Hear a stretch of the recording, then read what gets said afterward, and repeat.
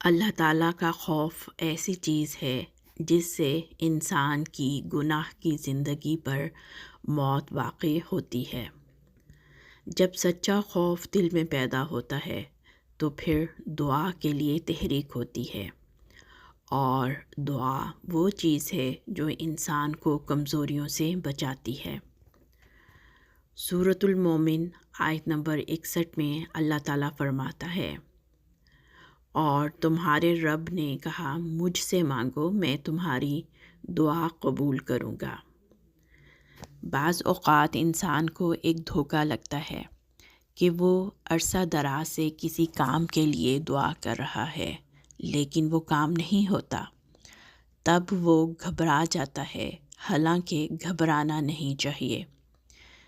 دعا تو قبول ہو جاتی ہے لیکن انسان کو بعض دفعہ پتہ نہیں لگتا، کیونکہ وہ اپنی دعا کے انجام اور نتائج سے آگاہ نہیں ہوتا۔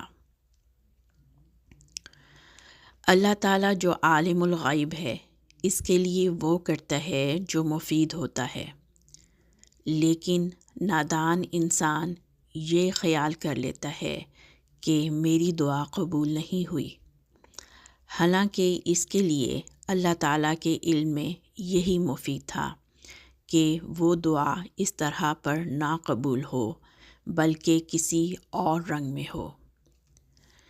اس کی مثال ایسی ہے کہ جیسے ایک بچہ اپنی ماں سے آگ کا سرخ انگارہ دیکھ کر مانگے تو کیا دانش مند ماں اسے دے دے گی؟ کبھی نہیں۔ اسی طرح پر دعا کے متعلق بھی ہوتا ہے۔ غرض دعائیں کرنے سے کبھی تھکنا نہیں چاہیے۔